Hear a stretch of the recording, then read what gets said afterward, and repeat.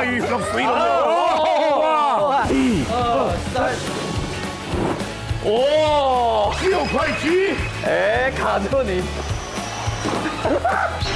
逆转胜啊！我要是人仰马翻，感觉真好。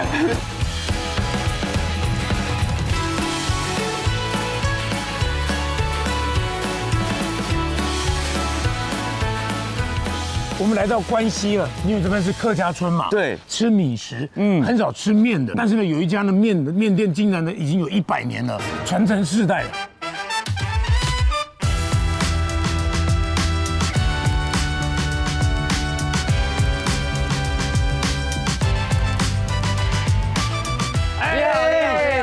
魏哥你好，你好，哎，有老板，有老板，你好，你好，你好，你好，我们今天要来知道你们家的面店的厉害。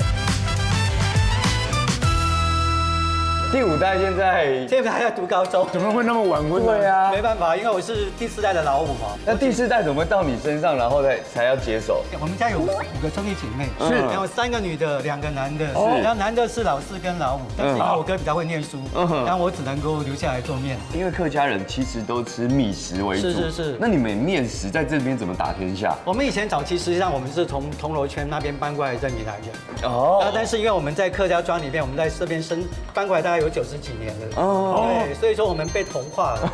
所以你也讲客家话吗？哎，他赶你呢？他哪里？但是其实闽南跟客家的一个结合，是，真的。因为我现在在做面，你们要不要一起过来看一下？可以，我们来看这个好不好？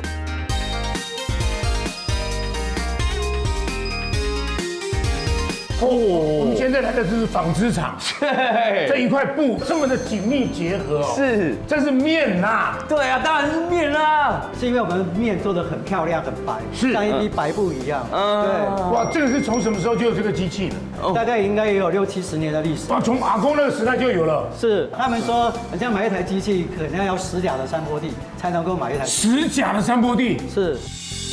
好，那我们从哪里开始？我们现在从这边的话，这边我们俗称叫复合机，它把我们做出来的面胚，把它压成成型成一个面蛋，像是白布皮一样。是。那我们现在在这一个过程当中，再麻烦小顺跟威哥再帮我拉一下。小顺他们在叫人家起床了，起床啊！开始哦。醒面。像它现在面条这样子，面带慢慢出来了，慢慢出来，然后你就麻烦你们帮我把它拉过来。这么用力哦。对啊，把它拉过来，对。麻烦你们2个。不用怕它坏掉吗？不会，因为我们很厚。对，因为我们做的面条，它的延展性非常的好，所以不用你这样拉扯的时候，对，不容易断掉。而且在拉的时候其实有点重量哎，Q 度有 Q 度的。那我现在让它跑了。好，跑，让它跑。就要让它顺一点点，对不对？到那边的时候，你们再帮我顺一下了，对，谢谢。没问题。哇塞，哇，一气呵成。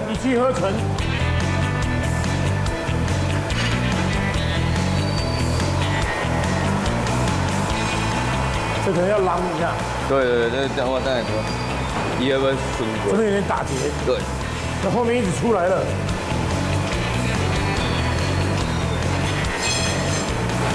尤老板，这个会不会出来太快了？对啊，他那边很快哎。我们来不及。后面要不要先关一下？好，那已经快要完了。快要完了啊。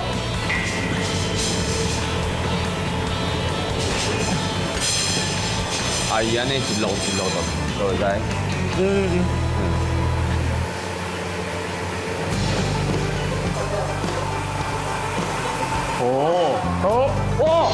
它过来就已经是这样了，直接就变成面了。哇！哎，小顺，你看，他们真的机械的东西，他会放乖乖。对，他其实已经是竹科的工程师啊。当了多久的工程师？当了快10几年吧。对。后来是什么原因就真的回家帮忙？因为家里面的话，老人家老的没人继承了。哇！想设备这么不错，然后对啊，不见了。是，这么厉害，那么要拉一下。它很自动在拉。可以了，它有在拉。哇，这种老机器还是用的相当的好哦。对啊，其实因为好用，所以呢世代传承。哎，这个很厉害，你看它一根一根，然后很完整。这样的面条就开始一根一根就上去了。那就是要排队。这一批面大概做多少份66公斤，1公斤大概可以吃到8个人，大概400多个人。哦，400多个人。关西这个地方山明水秀，它的一个空气，它一个整个过程，就会让这件事情觉得它的含氧量很高。是。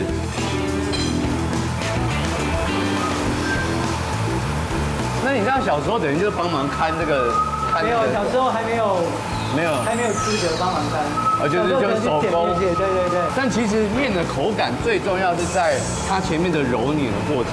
揉面的过程，它洗面的时间跟压匀的时间，还有最重要是上面烘干的时间。那我们这样面等下上去后，我们就要去油上了。我们现在那个面不是上来了吗？对。我们把面等距离把它放在我们的面车上面，再推到烘干室里面去烘干。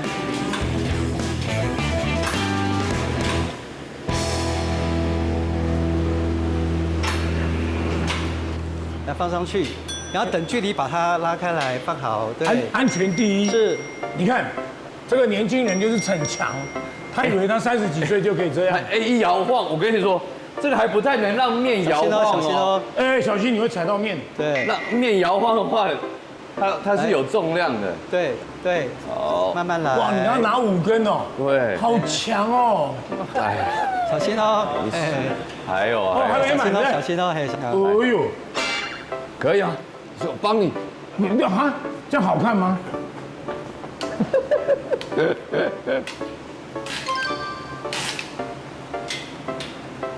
老板这样差不多了，对不对？是，然后我们就这样的话，你根本没有看，尤老板。我知道，已经差不多，已经帮了差不多了。好来，那我们小顺龟哥，我们就把面把它推进去，好吗？好，来，慢慢推，慢慢揉。哇，这一间这边烘干室哦，对，然后你现在看到上面有风扇是冷风，那旁边那一个有炉火它是热风。哦，为什么要这样冷风跟热风啊？因为冷风跟热风交替的话，然后它就类似像阴阳结合嘛。哦，阴阳结合，对，阴阳结合。对，所以说它的功力会大增，所以面条会特别好吃。这样也比较像是自然的现象。对，是。跟这样出来面条，你看它是实际上是软软的。因为我们家的面条很单纯的面粉、盐巴跟水分，所以你这样闻起来应该基本上就有面香。对，都很香，很香。对。其实我刚刚到现在已经很饿了。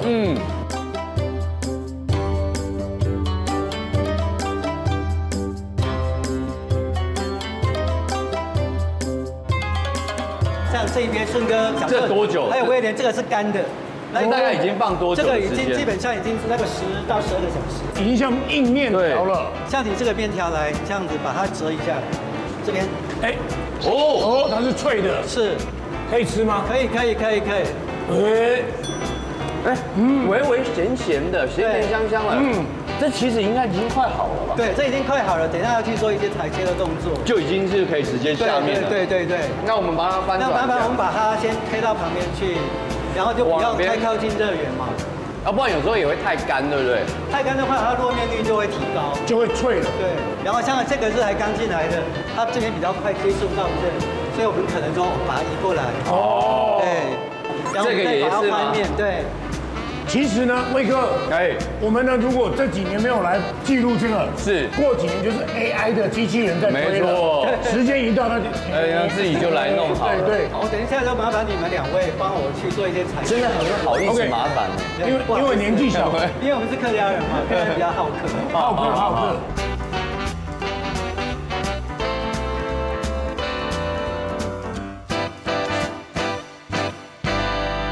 这个画面让人家看起来口水都流出来。是，那这个还会有做一些其他用途？这个的话就变成是老面，下次在生产的时候可以跟现在面粉去做结合，然后它面条口感会更有层次。是。OK， 好，那我们来切第一刀。是因为这本来是短炸，短炸的话，然后施力的话，我们施力。我上次看过有一家，因为他们年轻人，他们还跳上去，跳起来这样我也会。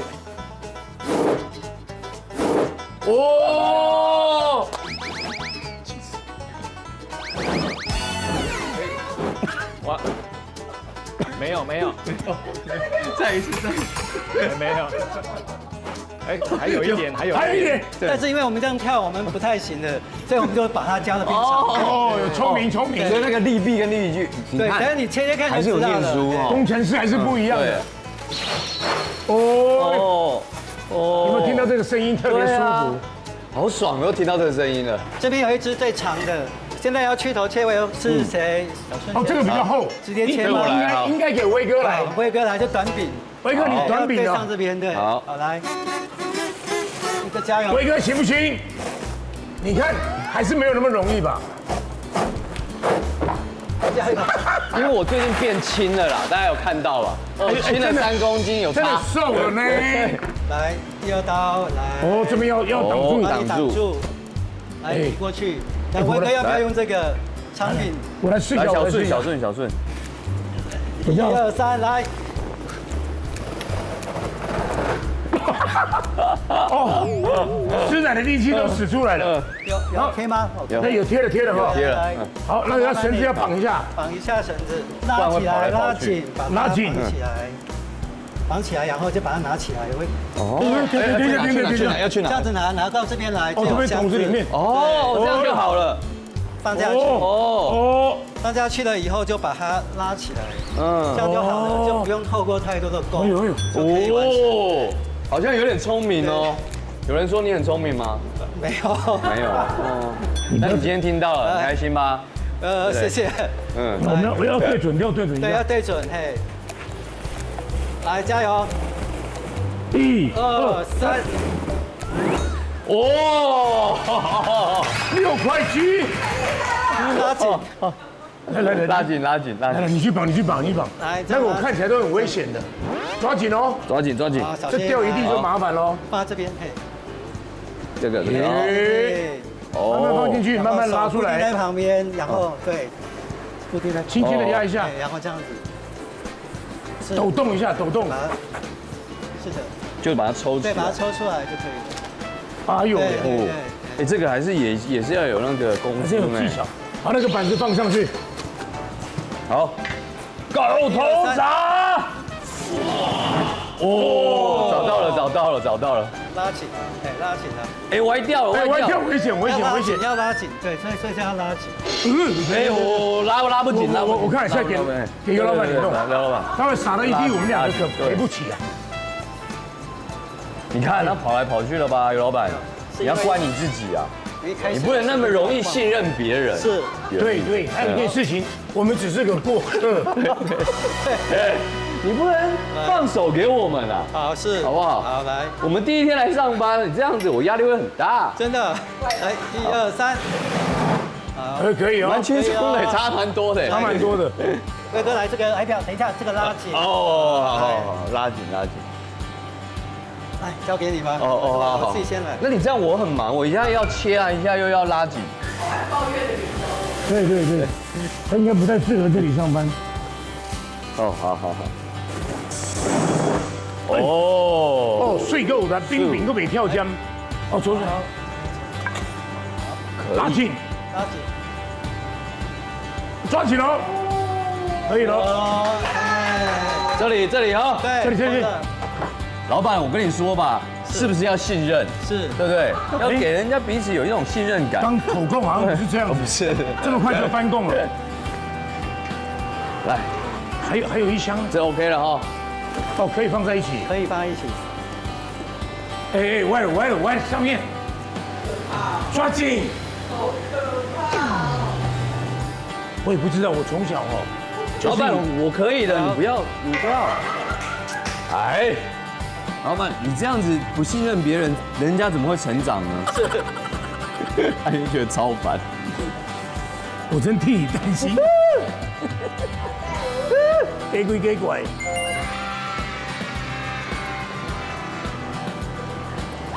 开心吗，老板？开心。试试看我们家不一样的面条。好，太棒。哇，这个环节是我最喜欢的，而且这次做整套。面已经好了，这好桂圆吗？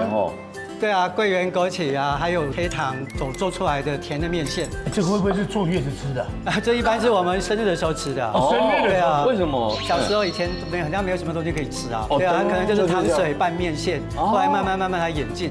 是你吃吃看，看我们家的面 Q 吗？厉害厉害。哎，蛮好吃的，而且你家面条很紧实的，是。牙齿咬下去的时候，它有一个很强大的弹性。因为其实它是一面二汁，我也觉得它很像面线，有哦，那种亲切感哦，是，嘿嘿，好吃哦，我觉得那个粗细刚刚好。那你还可以吃吃看我们咸的油葱拌面，这客人最好吃的。哎，这个面条是一样吗？这是面条，刚才是面线。哦，对，所以这个有面的那种大气，那个有面线的亲切感，对对对，这是妈妈的味道。对，妈妈的味道。香哦。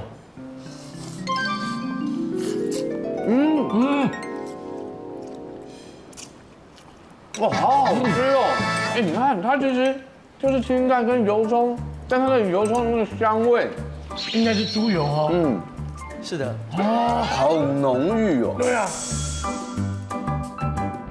然后呢，关西其实也是一个非常有文化的老乡镇。是。你在那边长大嘛？对。应该很熟哦。还算可以啦。还是。等下有空的话，我带你们过去探访一下关西的一些秘境。好。笑奶奶，出发吧！哎呦，可爱。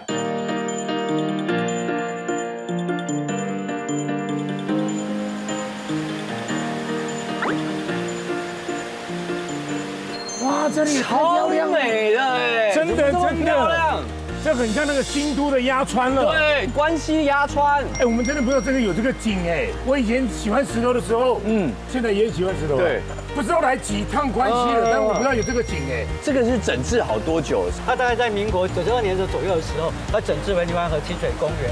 哦。所以它整治完清水公园了以后，它才造了一个仿制的五拱门的古桥。哦。哎，早期的旧的古桥是在前面。哦，那前面还是可以使用。对对，新旧两个新旧是的，是的。哦，这个旧桥多久的时间？这个七园是1933年所建造的。哦，所以这个地方这边就有2座桥。对，好有味道哦。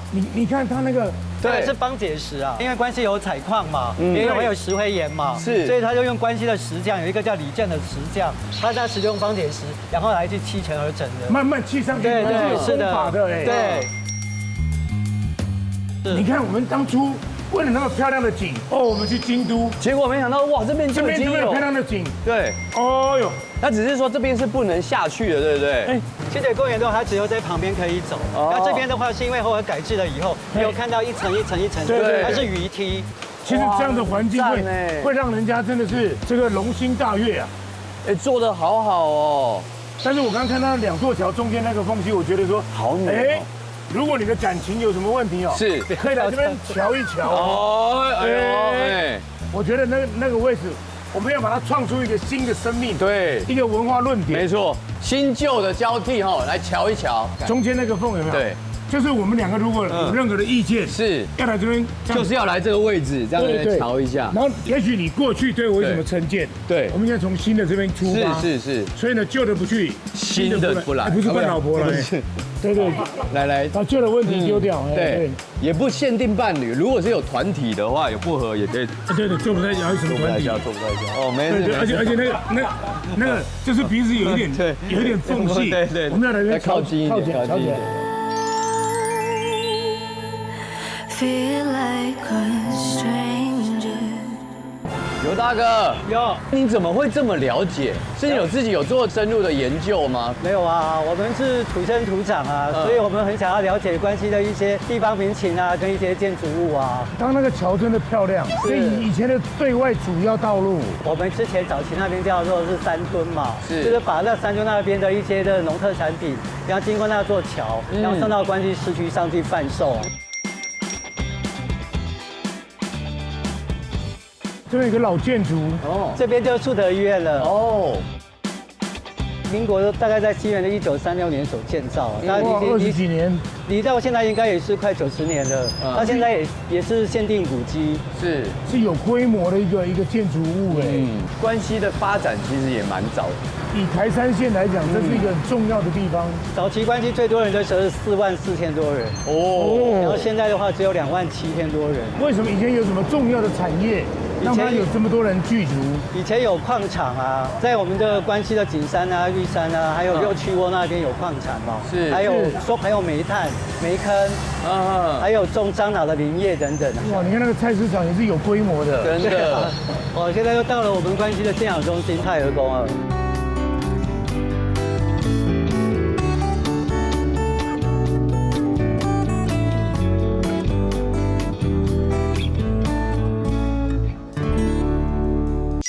旅行，这周末要去露营啦！身为 J 人的我呢，事前功课一定要做足，赶快来查一下露营安全须知。首先最重要的一点呢，是一定要选择合法的露营地，要远离危险区域。第二点呢，就是出发之前要留意天气的变化，如果下大雷雨的话呢，就要避免前往。再来呢，设备是一定要带齐的哦，像是帐篷啊、睡袋、急救包，还有通讯设备等等，发生意外的时候才可以对外求救。露营当天呢，用火一定要小心，尽量要使用塔式瓦斯炉。那如果你要烤肉的话呢，用火要离地面草皮60公分以上。记得帐篷内不可以点火，也不可以用蜡烛哦，小心引发火灾。有去溪边玩水的朋友们，千万要注意了。如果你有观察到山区上游乌云密布、溪水变色、水面突然上升的话，就要赶快离开到高处避难，因为这很有可能就是溪水暴涨的前兆。OK， 以上4点呢都确认完成，赶快出发去露营吧。这位长官是，这是我们的太和宫的总干事。哎，这个大家好。我们太和宫呢是建立大概在于清朝的嘉庆年间。是。那我们客家人来这边呢，因为当初有汉族、有原住民，对，有许多的冲突。是。那我们希望建立一个信仰中心，是大家能接受的。山格要崇高，因为我们三官大帝是仅次于玉皇大帝。是。那大家又能接受的神明，那就我们是用祭拜三官大帝。天官、地官、水官，对。先民来讲呢，对天地水相当的崇拜，崇拜大自然，风调雨顺，那五谷丰收，大家生活都可以很好。你看这个雕梁画栋，上面这个木座有这样的一个形制，那个藻井已经特别漂亮了，庄严肃穆。我们这边也是限定古迹很高，那很多去研究一些文物的人，他们都会来我们庙里来参访。像我们的龙柱来讲，已经是台湾的绝品，可能在台湾应该不会超过10对，对，应该没有超过10对。哇，这个是限定品，因为这以前都有刻作者是吧？是养美水。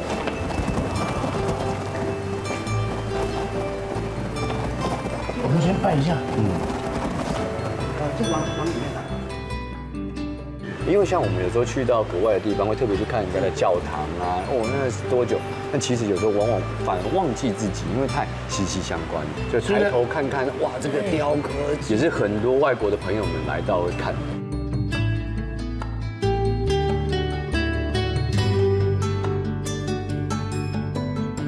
听说很有气质的人才能走这条巷子，对，那叫文人巷。是。实际上，它日据时代太和宫是在对面，它是太和宫是一个很重要的陶社的基地。陶社就是我们用客家话去吟诵汉诗，它这样一个社团又叫陶社。对。然后那时我们这边有一个叫陈万回老先生，陈万回老先生是我们先文关西的郭台铭。然后因为他们有时会经过这条路，然后或者去太和宫，或者去他住家去办陶诗。对，就是有办这个诗会。是的。哦，所以这个小巷子就很多人呢准备要去参加诗会，会在这边吟。是作对，没错，对。你是客家的什么？3个胎啊！3个胎，呀嘿，他敢塞了，对，文学造诣来一下，来 ，OK。床前明脱光，疑是地上窗，痔疮。对，人家很有气质的啊！你如果真的要搞笑，其实可以更简单，1、2、3、4、5、6、7。7、6、5、4、3、2、1、1、3、5、7、2、4、6、26、1、3、5、6。这个是手部才会念的，我手念不出来。凡事总爱照照公理。公理，莫做他人系吼记。确定不是理妻怕妻，公好步步。照戏天天。我想说，哎，这个是什么？这句有意思，爱人怕妻，凡事总爱照公理，莫做他人系好妻。好欺负啊，还好欺负。人惡人強，天唔強；人山人奇，天唔奇。哦，唐有吗？客家要把它念出来，特别有味道。了解了，这是足够老的这个。你看这个墙壁，年代很久了。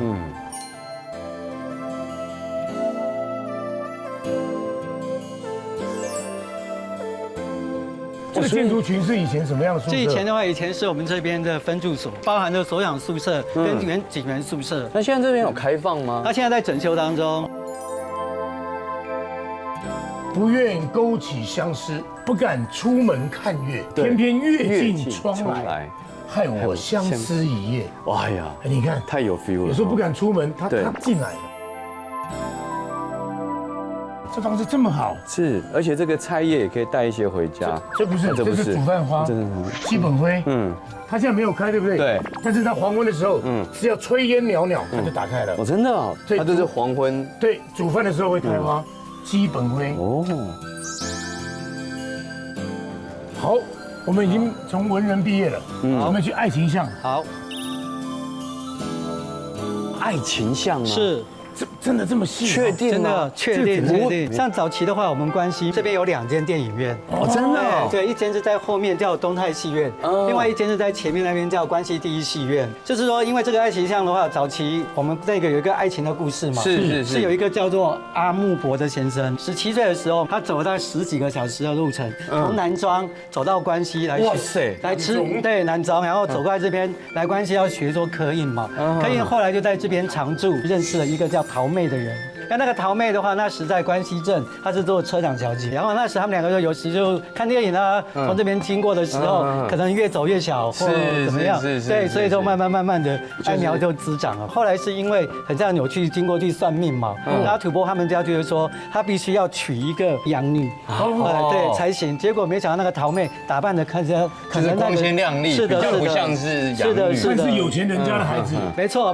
结果到后来就因为这样姻缘就错过的，结果后来2个人各自有了自己的家庭嘛，然后有一天呢，阿土伯遇到了陶妹嘛，就问他说，他就跟他说，哎，我们2个分手的原因是什么？陶妹就非常生气啊，我明明就是养女，然后你又不理我，你就抛弃了我。对啊，他没有讲清楚，跟那个时代，是大家很多问题都不敢直接问的。后来的时候，阿木伯还有偷偷回来看陶妹，但是陶妹后来在这边做面摊的老板娘，她只能在远远地方观看。哇，是有点难过。是最后面那个阿木伯会不会你女朋友，你老婆是陶妹？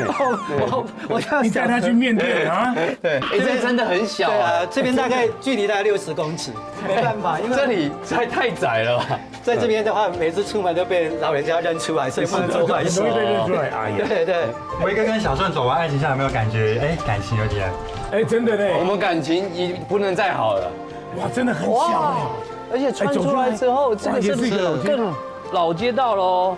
这个的话是我们俗称的关西镇的老街啊，然后这个的话是全台湾最短的中正路。早期的话这边是非常的繁荣，短短的200多公尺啊，有5家9家哦，对，还有卖棉被的、做棺材的、打铁的，哇，应有尽有。对，你小时候应该就已经没有。我们大概在70年代的时候，因为我们这边的矿场，然后不能采矿嘛，煤炭然后已经收坑了，所以说我那时还有稍微遇到过很多人的时候。大明星欢迎来关西。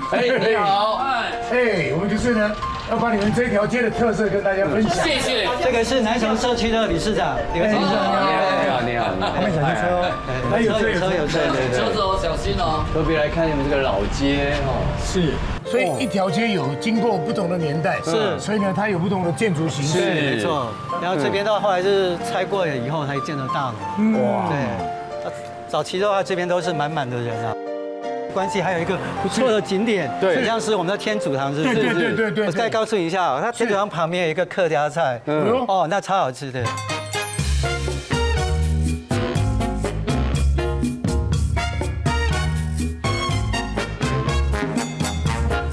那有老板饭迷路哦。哎，不会，你 OK 哈？哎，OK，谢谢，谢谢尤老板，感谢你打扰你了，好，拜拜，拜拜。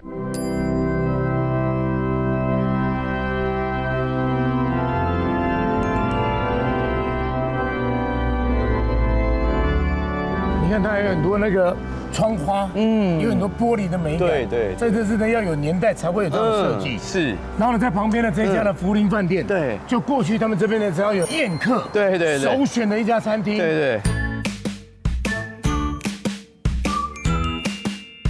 因为他们家的菜色是很特殊啊，手艺也好。来，漂亮，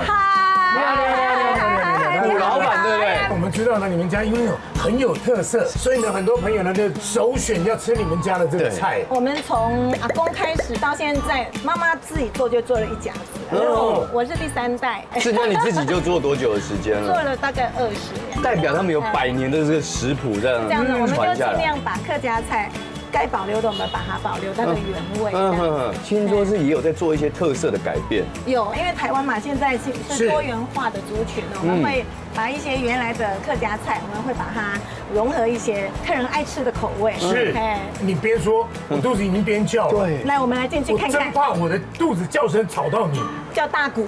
大骨来了，吃的骨人补骨，吃的骨中骨，方为人上人。好，那我们就进来喽。进来。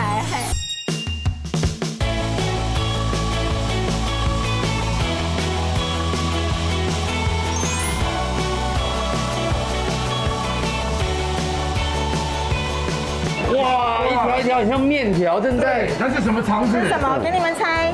这应该叫小肠的那一种吧？是小肠子吗？不对，它是大面条。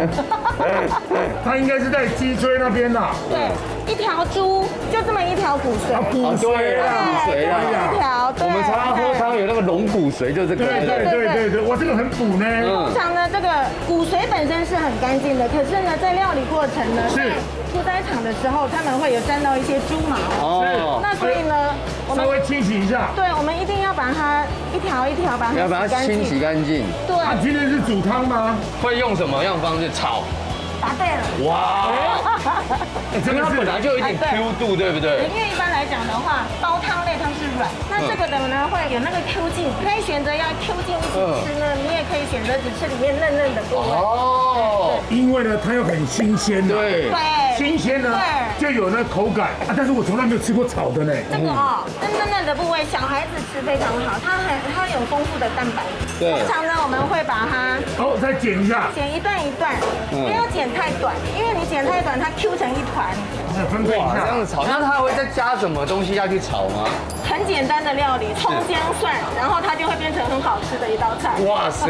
因为我们标榜的就是说，你能够吃到满满的原味，原汁原味。对，那再来就是我们基本元素的葱姜蒜，这样就好了。所以你这道料理从妈妈开始就有了。妈妈以前是半桌的，她以前我们是中破塞。对，妈妈半桌的话都用煲汤类，现在呢就是在这个小吃部嘛，煲汤类的话太多容易腻，然后呢就我们用炒的话比较开胃。小志感觉你这够了哦，可以。对，那他就继续这边帮忙。OK。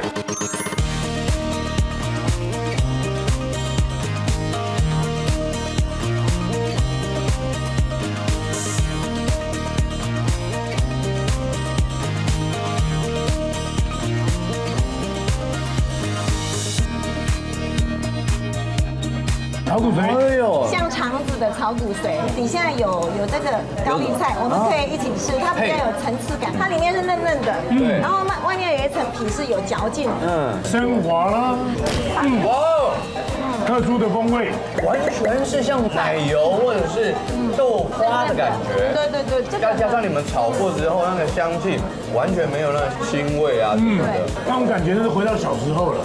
其实小时候我们没有这样吃，这种味道吃起来，好像也蛮适合下酒菜的。对，小的朋友就是比较像脆肠的那种概念，有一点筋膜感。其实一般来讲，客家菜的料理都是用生的东西来直接料理，所以呢，肠子也好，骨髓也好，它就会有嚼劲，嚼到天荒地老，然后再看你决定要不要吞下去。我跟你讲嚼到天荒地老。对，这个是这个季节的吗？桂竹笋，其实这个现在各种季节都可以，不是季节的时候呢，我们是用铜笋，在农会的铜笋它是以最新鲜的贵竹笋来先做铜笋，然后在非季节的时候来供应给客人。其实真的很嫩呢。对，再加上你们家的卤肉，对，那我们这个卤肉是它的重点喽，而且那个味道也不会过重，不是说卤的那个酱香味啊，或者它那个中药材味道很强对，烈，通常我们客人很会到最后他要单点最到底。很香，很配，也很下饭。太厉害了！这个每次看到卤肉都有妈妈的感觉，边吃有时候会边流泪的。这道呢，这道菜又很经典哦，这个现在是点菜率最高的一道，可是牙口不好的时候，这是粉肠。这什么叶？这杞子叶，激酱的那个。对，这个要原生种的杞子叶，那这个一起咬这样的。一起吃口感是很棒，它就会可以吃到满满的客家味。哦，好好吃哦。对，然后呢，很少见呢。它又有点像盐酥鸡。盐酥鸡。盐酥鸡对，一般人很少这样做。这叫做改良，因为其实早期我们现在菜单也有，它是吉叶粉肠炖粉肠汤，它是有一种食材的，就是保护之气。可是呢，它必须要预约。如果中午要吃，早上竞争，就要点一讲，因为这个叶子会炖太久会有苦味，会有太苦的味道。了解。它微微的苦很好吃。那这一道感觉蛮特别的。有木耳。这道客家菜有所谓的4文4炒，其中一炒就是凤梨炒黑木耳。现在这炒比较少看到，少，这就是最传统的方式。大家比较爱好和平的，可能就不炒了。对，不要炒了，安安静静瞧一瞧嘛。对啊。以前客家人都这样子。好吃哦。对，它那个酸甜气，因为它那个酸甜还不是完完全全是以凤梨的酸，要把它皮味提出来，会加一点醋，然后带一点甜度，它那个酸甜感是很舒服的，很开胃。然后这个木耳，这个是黑木耳嘛，然后呢，养生。饿了对不对？你觉得怎么样？要不要来点饭？来点饭，来这边有饭。没有。好好吃哦。然后呢，您刚刚讲那个呢，4文4炒，对，那个文是什么？其中一个文就是文控肉，文呐，文太这有点闷还是？有点像焖的概念。对。其实这道菜来讲的话，就是比较标准的客家菜。那我们已经是这么多年的店，我们希望能够最传统，对，能够把创新，它是共存在这个产品里面。我们就尽量把它保持，也让它一点点创新。吃出美味呢，也要吃出健康，因为健康的身体才会长寿。所以呢，关系呢，为什么这些乡民们，大家这么样的长寿，对，跟吃有关系。我再去拿一些菜过来吧。好，可以，谢谢。那你小口就好。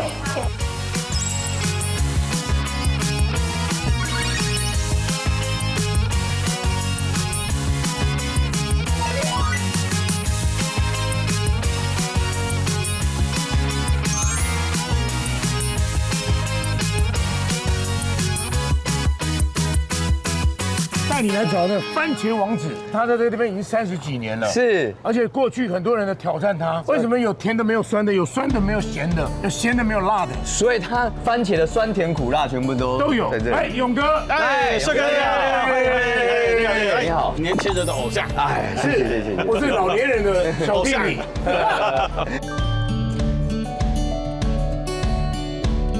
种了多少种现在的？到目前大概有42个品种，来自多少国家？大概有15个国家。哇，难怪是联合国。那从一开始是种哪一种番茄开始？一开始我们是种台湾的番茄，就传统的那一种。后来就种日本的桃太郎番茄。后来桃太郎被淘汰了。对，桃太郎到现在还是卖的最好。哦，对，因为皮薄肉细，然后茄红素全世界最高。有很多客人也会给你挑战，就我喜欢吃这个，喜欢吃那个，所以越种越多。一种米养百样人。对。所以我们现在种的番茄是要种那个很难吃的番茄，给那个很喜欢吃的人。你要甜我就种甜，要酸就种酸，要大我们就种世界最大。还有一些特殊病患说，哎，我们小朋友要吃叶酸啊，帮助发育啊。对。然后很多人说要减肥啊，要吃无糖的，所以我们都是倾听客人的抱怨。他反而是把大家的抱怨变成金钱呢。对，市场有什么需要，我们就种什么。对。番茄了，都是这样子，1、2、3、4、5，已经有5种颜色。这已经来自不同国家了。你看日本桃太郎，就是我们比较传统茄红素，对，茄红素高的。那男人要吃茄红素，女孩子也要吃维他命 C。麝香葡萄吗？绿色的，叫麝香葡萄，它是叶酸高的，成长素的。对对对。这个哦。一般像非洲的黑番茄，或是台湾的、德国的，那个就是花青素比较高。番茄真的是营养价值非常的高。对，所以你要为什么呢？长寿之乡，每一个让你接触到了，都让你身体健康。对，这样那是日本的，对，也是日本的。它是维他命 C 高的。那个肉质跟那个水分、甜度都不太一样，口感不太一样。那个红的很厉害，那个肉很饱实。吃起来很扎实哈。对啊，对。那大哥为什么会选择种番茄？以前是念嘉义大学，那因为学校所种的会想说，哪一种作物好种一棵可以采1整年的，全年无休啊。番茄种一棵可以采9个月的时间。哦，厉害。那彩椒也可以采9个月时间。那你1年有18个月。对，18个月。可以采收的。这个是彩色甜椒，荷兰进口的品种，大概有8个颜色。你看有紫色、白色、黄色，一般台湾只有红、黄、橘。而且加上这百香果酱哦，好香哦。一般国外他们是放沙拉，可是台湾人很怕沙拉，越吃越胖。对，所以加点百香果酱，或是沾一点酸梅粉，这样子吃起来很爽口。也蛮对味的。对。甜椒其实是含有什么样的量的比较大？它的富含维他命 A、B、C、K，然后主要是甜椒，它的植化素很高，就是现在很多人说要多吃天然的色素。而且它甜椒吃起来那种水分好多，那个番茄汁好厉害。这个番茄汁就是红的番茄加一点点梅子粉，它的梅子粉是纯果肉的酸梅粉，打出来的味道就很好。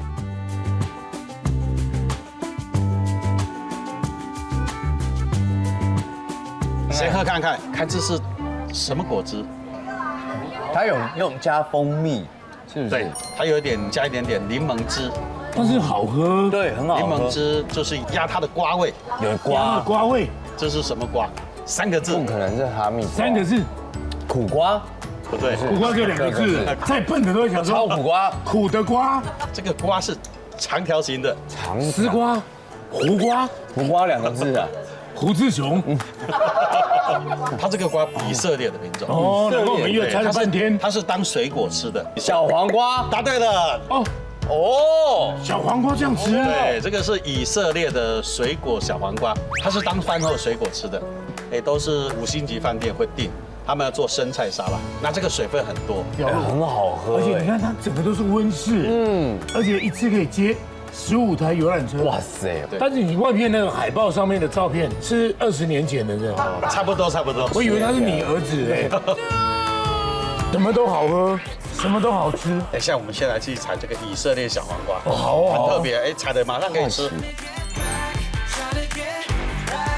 哇，对，就长这样子哈。对，这个就是长得短短小小肥肥，它表皮是光滑的，没有那个刺。这边已经在结瓜了，这边还在开花。对，它是每天都一直开花，一直往上面长。然后就到一个地方的时候，再把它修剪起来，然后就继续长。我们长高以后会把绳子放下来，长高又放下来。这个绳子是什么？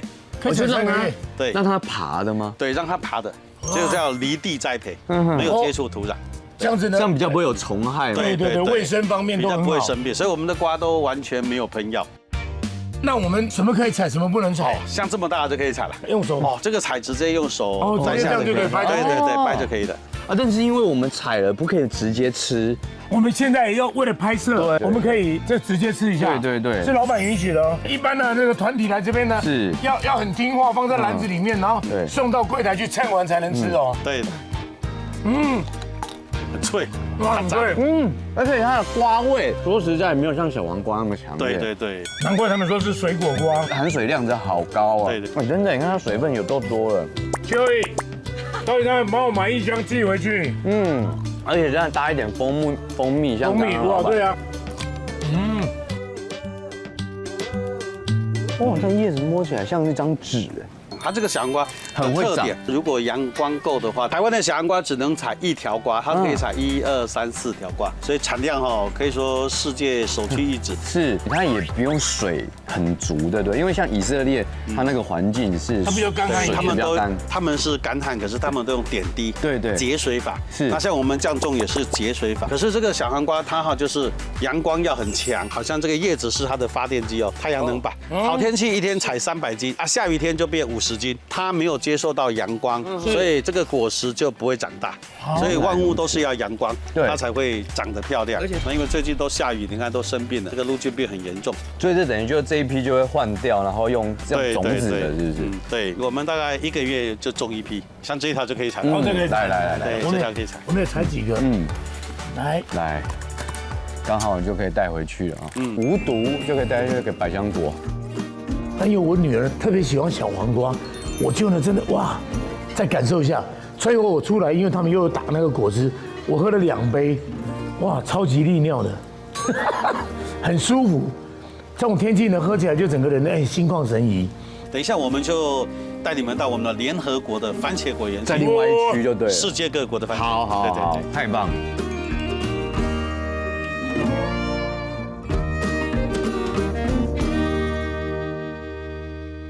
哇，我们现在已经来到了这个我们永德创造出了一个不可思议的番茄王国，真的，而且看起来管理的好整齐哦，这一颗一颗就好像在当过兵一样，对，大家这样子的，哇，站得直直的。听说呢，来这边不管你是采果、采叶子，是都有车子可以坐，对。把车坐下去就可以采番茄。来，威哥你坐，来，哎呦，很舒服哎，那可以采那个红的可以采，对，像这样红的在这个果实上方1公分，它那个地头这样一折，它就掉下来了。啊，这个是什么品种？桃太郎，日本桃太郎，吃很好吃的那一种，皮薄肉细。这个大颗，记得。那个节点有看到吗？有一个凸起来关节的地方。OK， 好。找到点的话，就是真的是对，碰到它就掉下来了。哇，好方便哦！其实不是这一种哦，那边还有不一样的，黄色的番茄。好，走。黄的是我刚吃过，很好吃那一种，对，很 Q 的。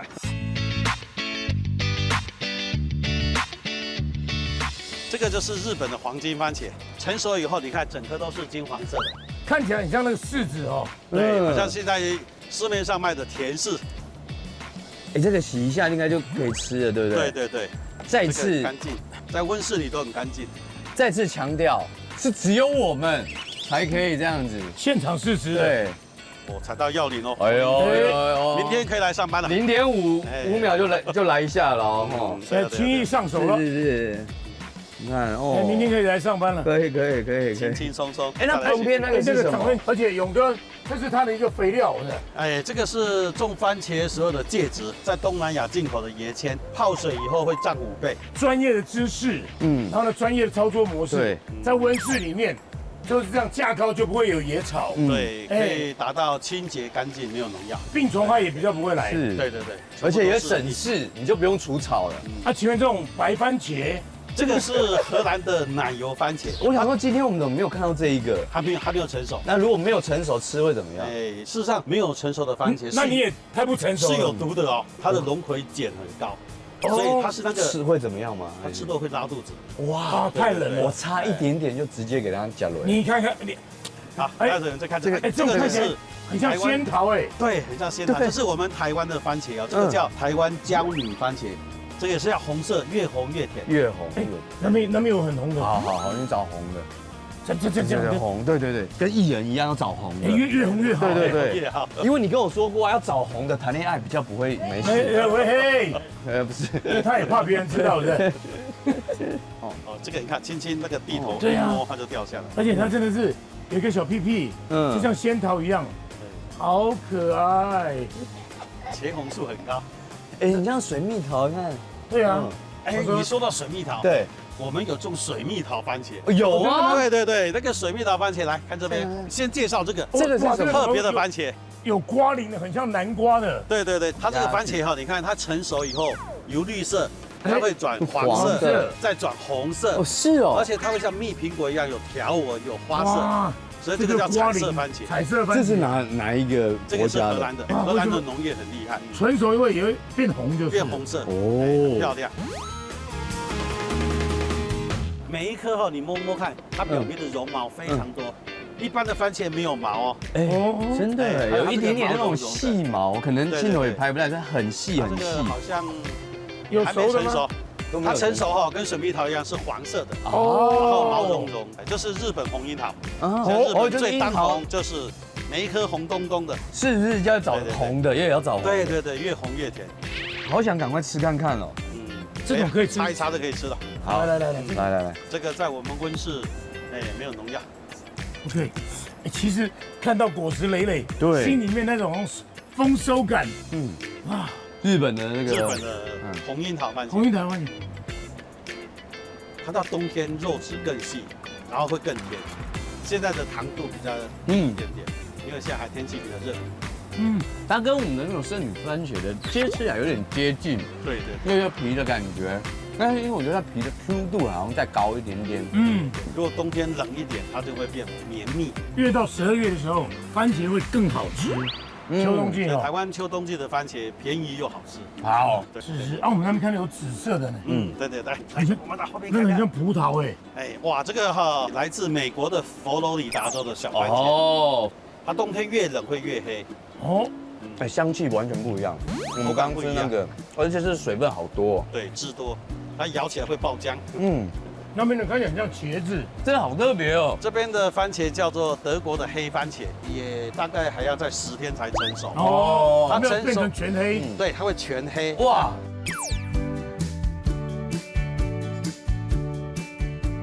他们喷水了，喷水了。现在你看时间到，时间到，自动，它会自动就给水了，自动滴水，滴。这是我们近期应该看到最科技以及最有效率的一个专业的农场。你看每一株它看起来是长得差不多的，但是它的果实完全不一样，很像莲雾。感觉如何？我觉得它那个皮比较厚，它的果肉比较多。如果你要吃皮薄肉细汁多，要吃这个走到比较有黄的，黄一点，越黄越好吃。它这个就质地比较肉，比较那个细腻。我第一次被番茄喂饱。我刚从刚到现在，就闻到一种很青草的那种感觉啊。番茄树的味道。我觉得如果以刚刚那一个番茄跟这个番茄相较，它就比较少女。你看幼逼。然后果肉比较弹，对，它肉质对，它大概在16岁左右。我觉得它其实基本上的水分什么都很，甜度都很好。这个如果做沙拉就很厉害。对，它结实累累那这个番茄就是传说中的绿番茄可以采，它是完全绿色，果肉也绿色，从一开始出来就可以吃了。对，可是你看它没有成熟，它的绿是这种一点点看起来淡绿色的。对，我找一颗成熟的，这个是青葡萄番茄。那这个番茄你看它的尾端有一点点转色，转黄色就是熟的。那这个小朋友很喜欢吃，因为像葡萄一样。对，上完了一个整个番茄大餐，对，不用出国，来这边吃到世界各国的番茄。为什么台湾牛番茄叫牛番茄？在民国83年，我们是全台湾第一家进口荷兰的叫牛肉番茄。台湾顶好超市就开始有进口牛肉番茄。可是这个牛肉番茄在台湾卖的大概6到8年左右。那个肉就自动消失了。像我们农场里面很多那个游览车啦，阿公阿嬷来，我们在解说说，这个牛肉番茄，他们就举手说，陶哥啊，我弄假菜，别现在讲不好。他说那个有肉不能吃，很好玩，就是因为这样子才把那个肉去掉。据说现在到哪一个到新加坡、马来西亚都是打牛肉番茄到台湾就是牛番茄。好，那待会谢谢今天勇哥，谢谢。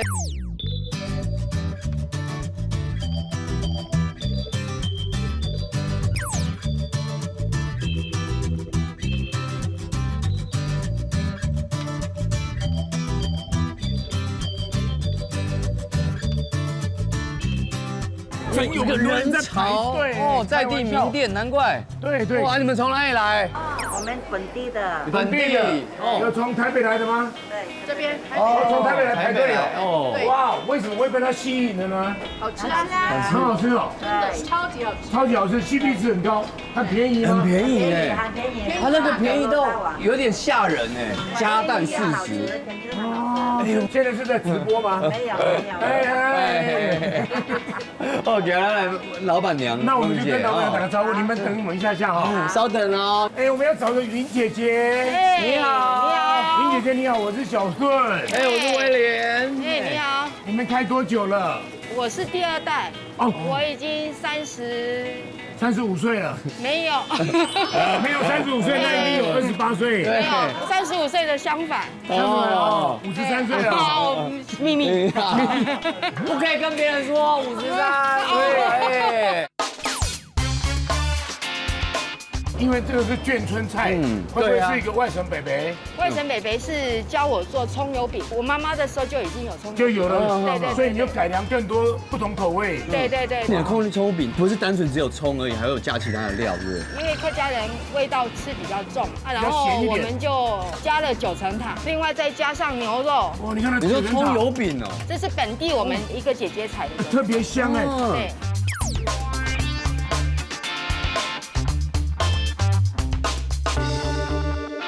我们原则上，我们的润饼是这肉松，对不对？蛋是豆酥，要加1匙。对，再加上小黄瓜，再加上花生粉1匙。对，好。这是有菜，有高丽菜，对，有豆芽。啊，那我因为我少许，不能吃太多。这样怎么卷？直接这样卷。对，包过去。包过去这样。对。然后这样子。哦。卷。哦，对折，然后再卷起来。是。那老板娘你做完了，我怎么办？哦，再做一个。不用。腌卤味。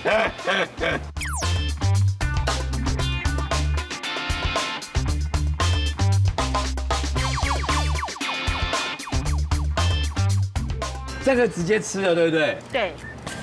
哇，你嘴巴好大哦！你看阿妈好欢喜哦，阿妈笑到假牙都飞出来了。不是笑吧？你在笑。阿妈伊家己吹，我你讲家己吹吼。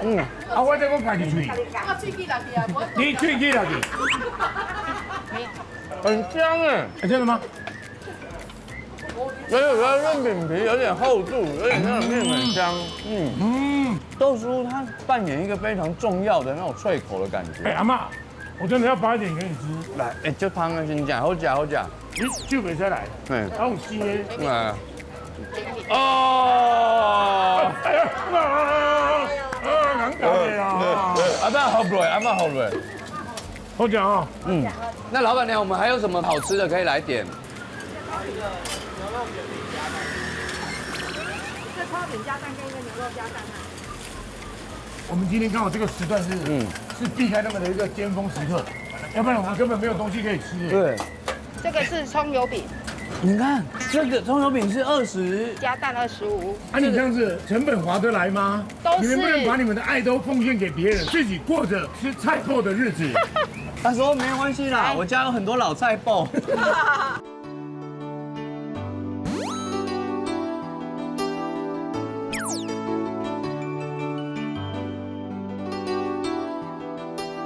来，这就是我们的牛肉卷饼。哇塞，那有猪肉了吗，姐姐？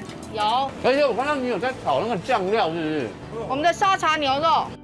你看它是炒过的，然后这样才40块，太便宜了，难怪从台北来都划算了。对，可以耶，关系我觉得它那个发展性好大，等它那个日式建筑群起来哈，我跟你讲又不一样，这里就厉害了。所以现在我们开始要投资建筑业了。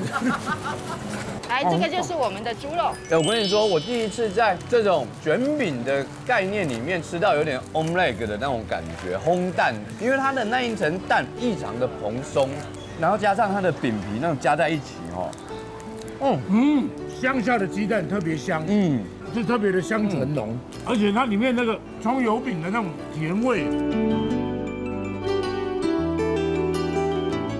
而且我觉得它有一点点是融合了热炒店的那种炒牛肉香味，然后把它放到里面，然后用葱油饼的方式，或甚至它加上那9层塔香味。对啊，那个卤肉的味道完全。你说这个这个厉害，这个太夸张，它是另外一个系列，不能用，比如说是以外省系的来看待，关西系的，对，他们都有。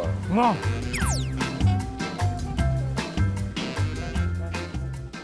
这个就是我们的春卷，炸春卷呢，哎，好大一根哦，真的很大哎。因为我们刚刚导演呢，他刚说，哎，那个春卷它是这样子，我刚刚想说他在开玩笑，让我叫多爱 size， 真的有，哎，真讲是安呢，你看，差不多呢。那炸春卷你会包什么料？高丽菜、韭菜、豆芽、花生粉。哇，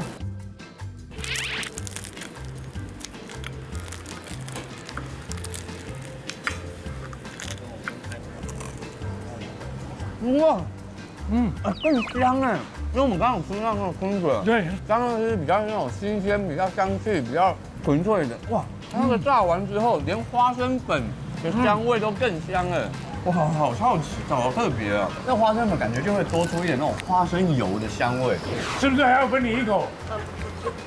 擦掉了，好有戏哦，好想吃哦。我想知道，哎，这个大春卷必点哦。对，等一下你们多点一个大春卷。它最棒的是，因为它有一点点千层的概念，然后外面那一层酥的，然后里面咬下去还有一点点原本的那种面团香。就是刚刚已经装满满的番茄了，想说哎不太行了，哎就走过来，受不了。就是我们拿到这个的时候，他会替他想说，他赚多少钱，他能不能生活？因为他不能生活，真的是蛮值得佩服的一位姐姐。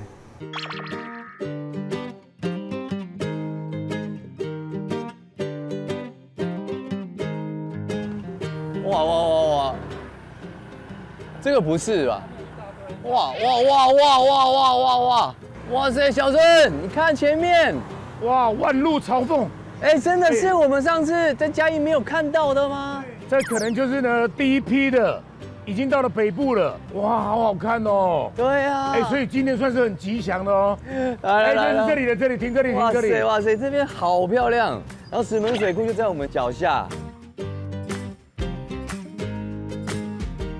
这里好棒，好漂亮哦。然后这里就是一个大凤凰，凤凰穴。然后所有的每一年呢，从西伯利亚来的鸟，就会呢从那个山谷这样转进来。你看这边他们在转，天空也有，这边也有，哇，这个太好看了。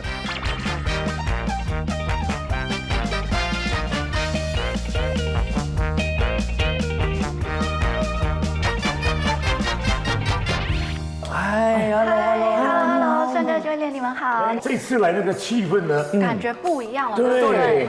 去年开始啊，我们就有在陆续改装，像是我们的客房，然后以及现在的大厅，然后都有做一些比较现代，然后又带有点沉稳的风格。今天呢，也会让你们入住我们的行政家庭房，全馆就只有4间，对，所以非常的抢手，每间客房都有阳台，所以是风景的部分也看得到，湖光山色，对，真的让你好好享受一下。非常。听说他们早餐也是很厉害的哦。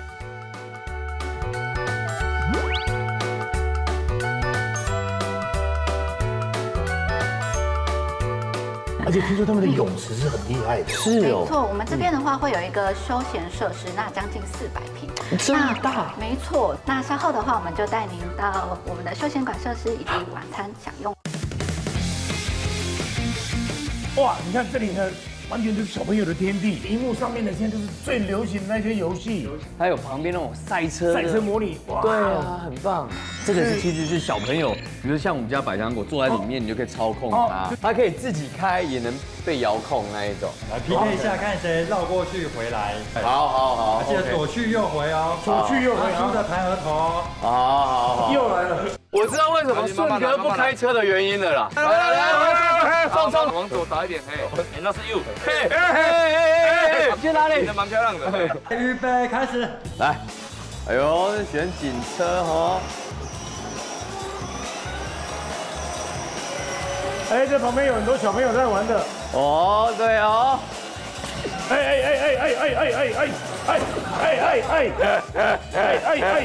我来先走了，拜拜。哎，卡住你！哦，哎，它这里好大，还有健身房哎。小春，快呀，小春，都是你啦！警察贝贝来抓我啊！警察贝贝，哎呦，来了！哦，这边有乒乓球哎，还有撞球。哇塞，这边的空间很开放性哎。小顺，来了，回家了吗？来了，小顺看到他了。哎，这边很不错哎，因为他说他这里面有将近有400平的空间。哎，真的还有大人的健身房。对啊。哎！卡住你。哦，那个，你们去终点等我们。哎，等一下。哎。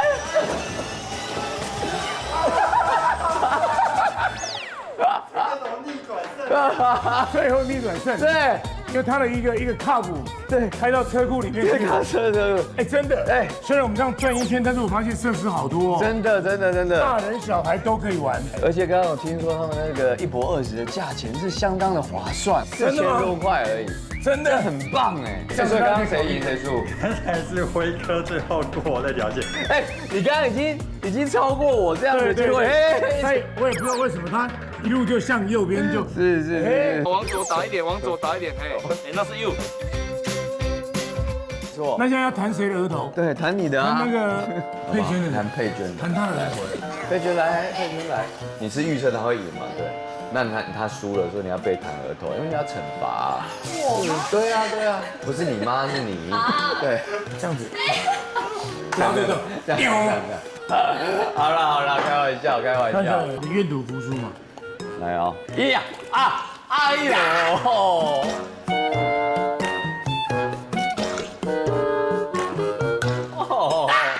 你会不会看我们有点讨厌呢？不会，但还是要招待你们。哦，这样 OK， 这就是公关的职责。是，这也就是我们的福报啊！谢谢。笑脸嘞，出发吧！整桌的菜，对，还有那个真的是各种风味，就是呢这山珍海味啊，尽在了我们李主厨的手中。那个，跟你介绍一下，我的好朋友。哦哟，李主厨你好，两位主厨，大家好。对，虽然是初见面，但是他是我老朋友，因为我下次还要来。可以。这一路是属于哪一路？大江南北。其实现在没办法分到说什么菜系，现在就是都已经融合了。对，哇，这个油饭看起来就超厉害了。这个是火烧鲷，是鲷鱼，它上面是樱花虾吗？樱花虾跟韭菜花是。上面有先下去爆炒，有要先炸过再来爆炒。来，这个看起来是双脆，第一脆是什么？干贝，另外一个就是鱿鱼。里面的食材有那个干贝跟飞卷，然后融合了豆捞酱跟浓郁的香气，和2种食材的口感。报告李主厨，我在演艺圈这么久，很少看有这么大的大字报。这个宴会厅其实你可以在那边开会，在那边吃大餐。对。然后你现在尾牙季又来了，所以这次推出了，你看，哎，这样子念一次，大家都了解了。下次来吃饭就弄个大字报，让客人看着。而且我刚刚吃到那个干贝好嫩哦，爆炒过之后加豆捞酱，是不是？甜香的。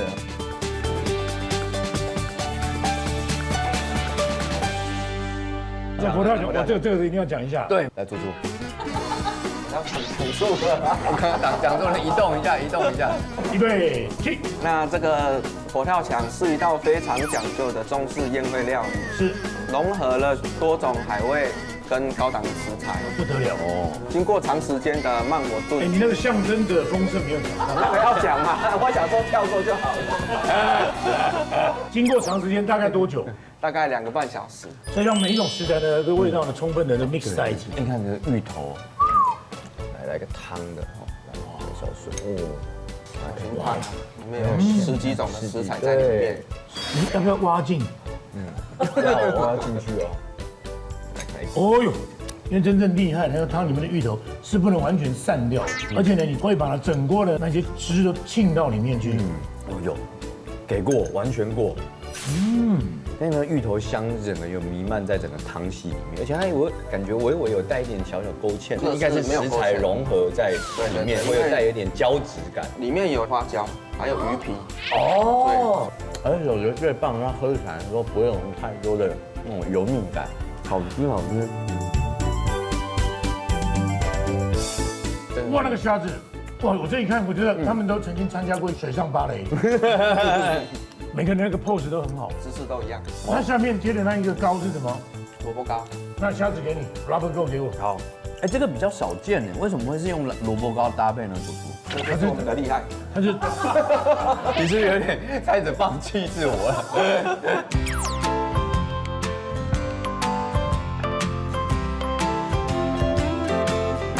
这是宽粉吗？对，这是铺在中间。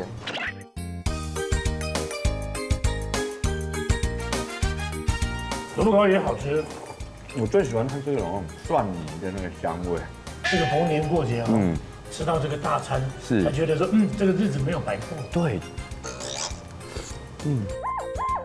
哎，好香哦，这样回去，哇，这个一罗饭是完全浸入的，它不是只有上面那一层说它调的酱哦，最底层里面都有。它油饭带有点干爽感，这种膨胀的感觉，没有像外面的就是比较软烂一点。对对对，而且它的红烧的那种酱汁的处理刚好可以跟鲷鱼非常的 match。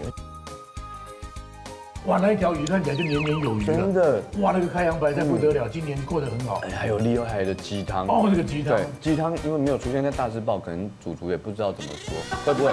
它叫什么菜呢？果然讲很久。忘记菜名了，因为我的菜名都是想了很久。是。这个鸡汤也蛮特别的，它肚子里面有塞糯米。我以为你要骂人。哦，真的，这个小包你觉得还可以？还不错吃，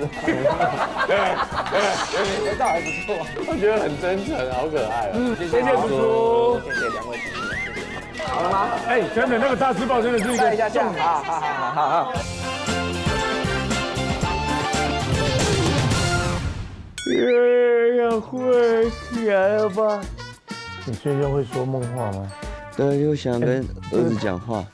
枕头太舒服了，而且我觉得他的床也是软硬适中哎。我觉得今天应该是放假日啊。对啊。最棒的是水库就在前面。听说他们楼上那种游泳池，那个 view 更棒。他昨天碎念好久吧，还有我不知道用哪一个画回的啊，我也是。他那个洗手台有2个。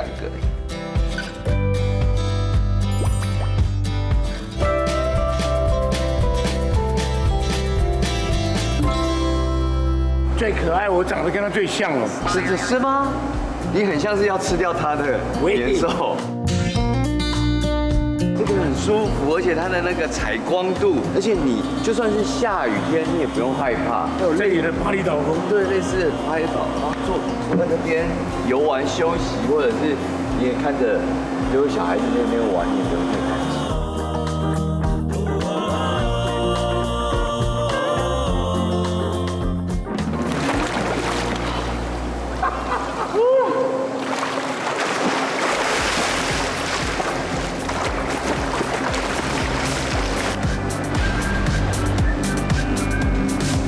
真的有点凉，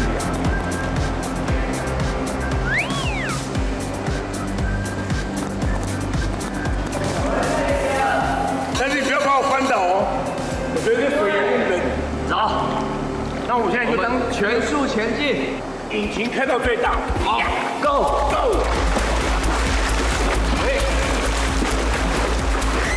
走啦！我也要吃。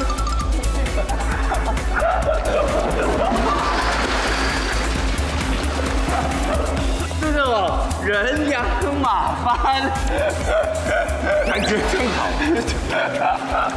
原来他没有办法装载。你上去，我帮你推。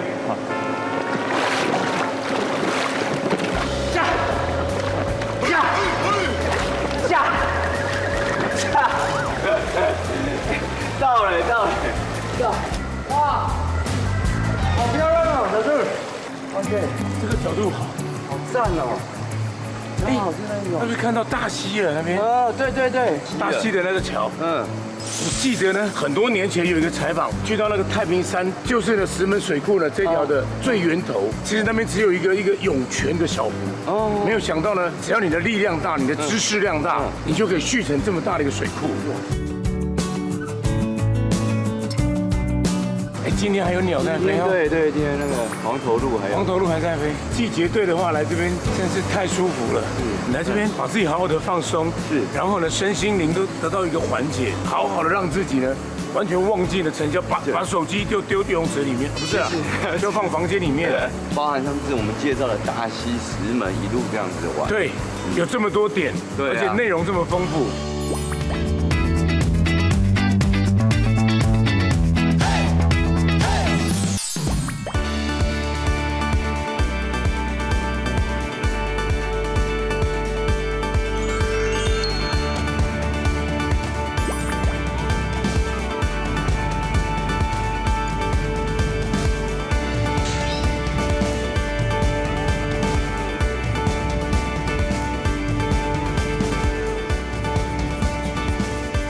而且你们觉得，这个每个拐弯进来都有一个呢，世外桃源。没错，看到那老板在等我们了。Hello， 哎，张老板早安。老板你好。小生，维哥，听说现在已经是1年1度的苦茶籽盛产的时间了。对，这个季节是原则上我们就大概9月底以后这样子采收是它的最好的状态。苦茶籽很多种，单从品种来讲。像有这么大颗，没看过普通来讲，大果是可以这么大颗，是。但我们这边因为北部产的几乎都是小果的，这边看到的树都是。那为什么它叫苦茶籽？是因为它喝起来苦苦的吗？哦，没有，苦茶树跟茶树是一样的。哦，是，完全一模一样。如果你把苦茶树的芽，你采1星期2叶来泡茶，对，苦死你。哦，是哦。这个品种特别苦，对，它是苦茶，在这个地方很少人拿来当茶喝，但是它喝茶树很高。那今天我们要来感觉一下，可以啊，可以。我们有种多少颗？这里是大概300多颗。哎呦，对，有的你采了。对啊，这个量感觉就不小了，按雷挖扣啊。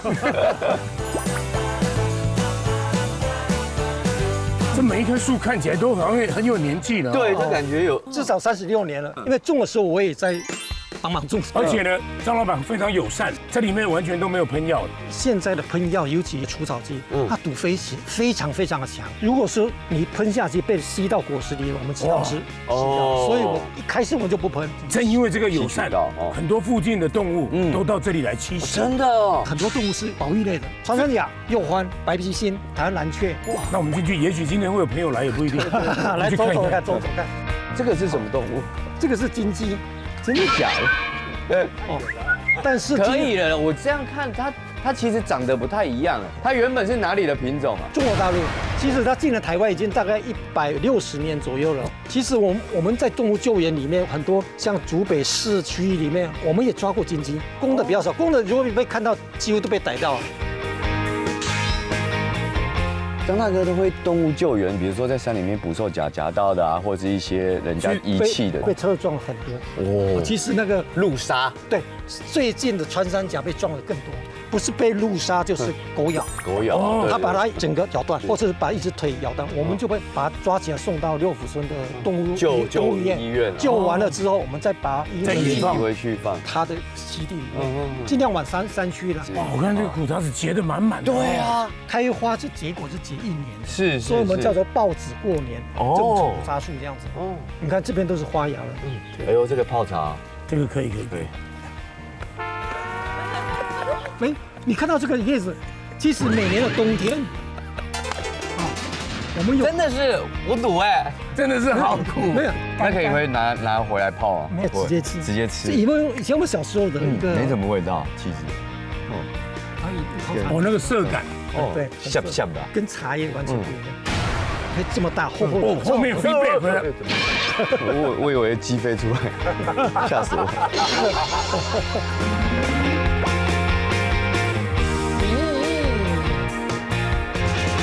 哦，好了，哦，你最喜欢的地方来了，好了，这边也是很吵的鹅，那一只是土鹅啦。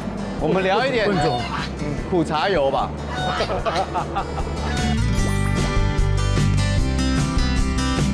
老板我们要采这一颗，老板拿出他的秘密武器，一般外面看不到，看不到。我做了很久才研发出来的。这次我也用了5年了，就用它的树干。来，勾来一个。树干怎么使用？我们这样上面，我们只要找到这枝干的地方，对，哇，就往下拉，拉到这边的时候，我这条线我还踩住，对，这样我是不是手都松了？对，而且不用人也看不到了，对。那我们就开始这样做，就开始踩哦，然后就拨到地上这样子。对，但是我看那么多采收那么多，从来没有看过人家这样子做。对，没有哎，因为这样子很快，但是唯一就是说采完之后这个屑比较多，还是要再筛选一次，还要再剪。如果说你对着它的枝芽这样子采，你看反过来，往上一拨，直接一拨就好了，是往上拨的，上面一拨就好了。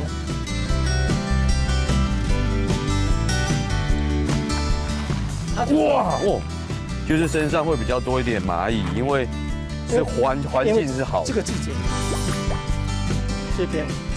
这根直接锯吗？我们如果说要让它这边倒，我们从这边开始锯。哦，好。看你锯锯子就知道，很少做木工哈。对，看它的样子就是。维哥，我看还是我来好了，是吗？可以啦。你这样会很久。小顺，你经验比较松，比较足哦。那你这会往这边倒。好，谢谢。好，那小顺给我一下。好。其实我们锯的时候，锯子我们有知道，出锯的时候轻轻放，拉回来是要拉，才有粉的。所以有没有？我会记一下，是不是力量是会超过一半了？对。所以力量是拉回的力量。回去力量就像现在已经被夹击着，表示它已经往下了。好，来了，啊，其实可以拉了，它就断了。哦，小春你还好吗？我 OK。现在这个我们就不放，不去动它，直接这样子采，在这边采。哦，那这样更方便。我常常讲说，采苦渣子是每一颗种子都经过我们的手，掉完地上的我不会要，除非就刚看着它掉的，它已经在地上的我不会去捡。为什么？弯腰下去捡，我倒不如多拔几颗。其实这果实如果掉地上受潮了之后，它质变。对，它里面会长霉菌。哦，收了果实后，对，我们再去晒一下，那个就可以拿来烤肉了。对，我们烤地瓜就用这个，因为是这样子采，对，所以它的屑很多。好，把它放到车上。接下来工序就是要把它晒干。对，原则上我们这样晒3、4天了，铺在这个上面。好。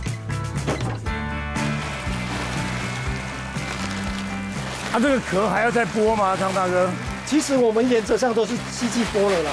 这样你就把枝挑出来，是不是？对，但是叶子也要吗？叶子不用，因为我们机器推的时候就很快。像我这样的采，一个人大概1天呢，大概才50、60公斤。但如果说你背一个包包这样采，顶多就是20、30公斤。所以早期的时候，爸爸那一代的时候是这样子采。还有就是晒干的时候，我们要脱壳嘛。以前没有机器，就用砖头每个这样子敲，慢慢敲，从傍晚一直敲到第2天早上才敲一敲。对，那时候比较强壮，会不会？的确，对，因为它的壳跟它的肉中间，哇，有点像龙眼的，对，很硬哎。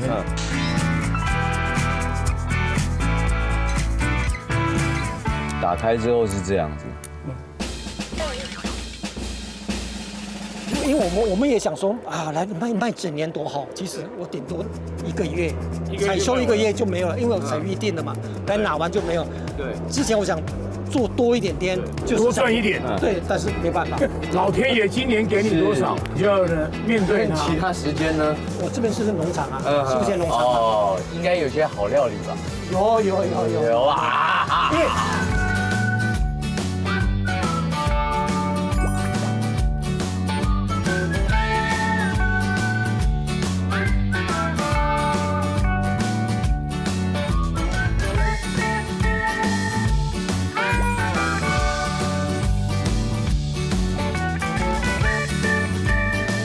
因为这个苦茶的这个闻起来很内敛，是。这个汤，你有汤吗？有一点。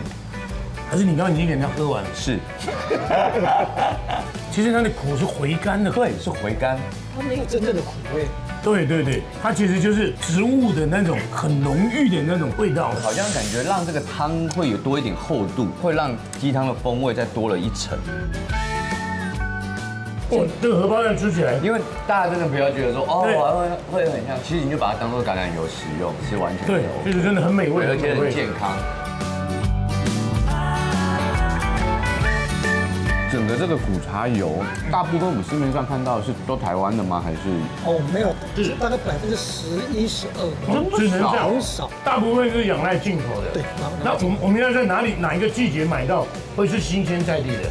一般来讲，我们的10月采收完毕，等晒干弄完，也大概差不多接近11月，所以11月到年底买到的会比较有可能。它的这个应用上就是很多，有没有？就是在除了这个料理之外，甚至直接喝也可以。尤其是因为紧张型产生的胃酸，那个对苦茶油是最好的。你就早上空腹一点点，超过10 cc 你这样喝了，哦，你大概1、2个礼拜之后，你的胃好舒服，就这样。我刚刚有喝到这个就是我们关西的仙草茶。对，仙草茶。哇，这里是大家家户户都有仙草茶。有，其实我们那边也有种，这个是我们自己采收，我们自己烤出来的，那个炖出来是要炖很久哎。是哦，至少60小时。哇，好喝，太棒了！老板再见。大家说叫仙草，难道它是一种草吗？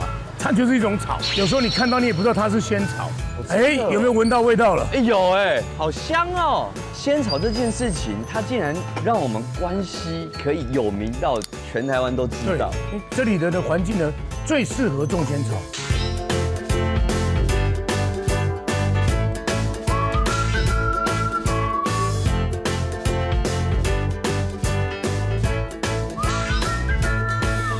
周老板，喂，笑脸的，你今年18了，还是16？16，再过2年才可以领身份证。这样的，这个是薄荷啊，这个是仙草哦，这是仙草哦，它就是我们后来然后变成的那个仙草。对啊，元宵节开始到清明节的期间就开始要把这个仙草苗种了这个仙草园，把它种下去。半年后大概会到我们的白露，就是中秋节。是，这个时候，对，就这个时候，这个时候就要采收起来晒干之后，再把它放到仓库，让它熟成1年之后才来使用。哦啊，它还要放到1年哦。对，不是像茶叶说采起来做好就可以喝了。不是哦，你采来揉一揉，好，你把它闻一下，看有什么味道。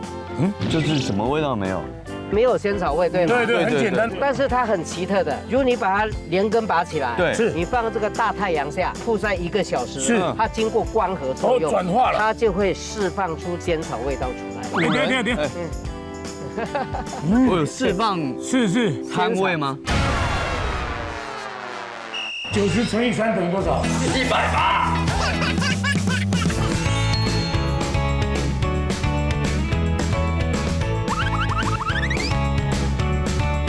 采收起来晒干之后，再把它放到仓库，让它熟成1年之后才来使用。哦啊，它还要放到1年哦。对，不是像茶叶说采起来做好就可以喝了。不是哦。但是如果你刚晒干就1、2个月，你就把它熬成汁。对，第一个你熬的汁颜色不够黑。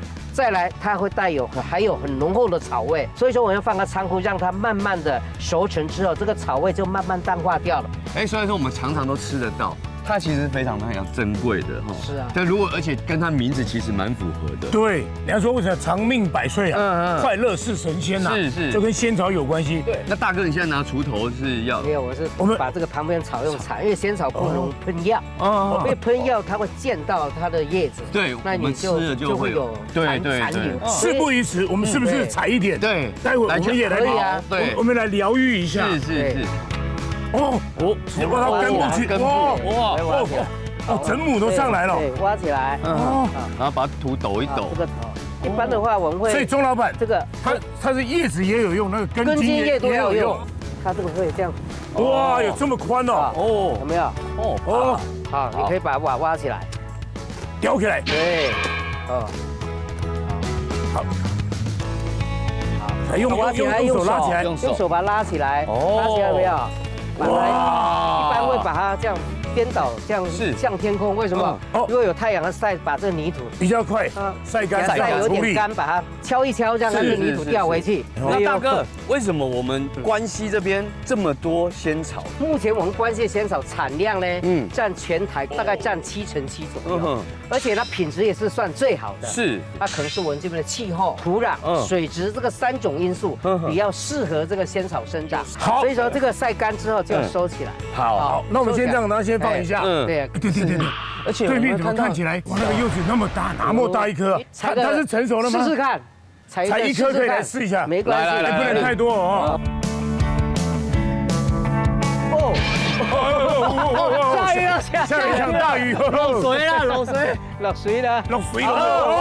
哇，这个要罚啊！我说1个，你要采这么多。好大，后面还有一颗，来，我先帮你拿。他知道我们3个人了吗？这颗要不要？随便你。这个，你看你啊。抓紧！哎呦，加油！伟哥，后面有2个比较低的，后面还有。OK， 不容易，好。来，这就是调制仙草的地方。调制仙草一般都会用勾芡，勾芡对我们现在人是有负担。对，因为它属于淀粉。所以说呢，我就改用寒天加蒟蒻来做调制。是这个吗？我们是把这个寒天粉先倒水里面浸泡，这个就是要慢慢的倒进来，倒进去里面给它搅拌。你倒太快会结块。好，来，这个还有2个，你们来试试看。我们仙草真是挺繁琐的哈。我记得13、14岁的时候，阿嬷说要转大人了哈，也要用仙草炖鸡耶。哎，那这个呢？后面的这个现在给它煮个大概10分钟左右。好，等一下我要加个蒟蒻。这个我自己来处理就好。OK 啊。这个蒟蒻的大概就是。这个画面有了。对。OK。好。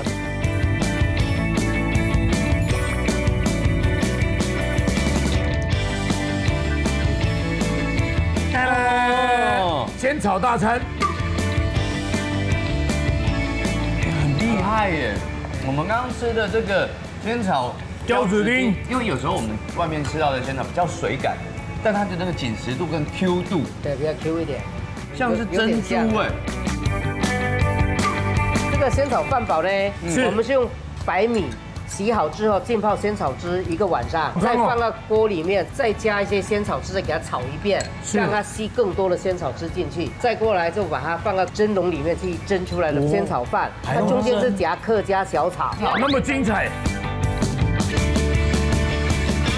这个饭很像油饭呢，那个菜满满的香气，哇，好厉害！就搞刚哎，那个鱿鱼很香哎，好香哦。那蒸完之后旁边，因为有一些接触面，它还是有点微微焦香，你会有一点锅巴感，它有点油饭，又有一点港式那种煲仔饭。对，香味很淡。饭本身没有加盐，没有加任何的味道。对，我用客家小炒夹进去，它会渗透在米里面。还有再过来那个仙草面呢，面粉就直接加了仙草汁进去，不是加水的，所以说做出来面有点黑黑的，一点点那个辣椒。面是什么粉的？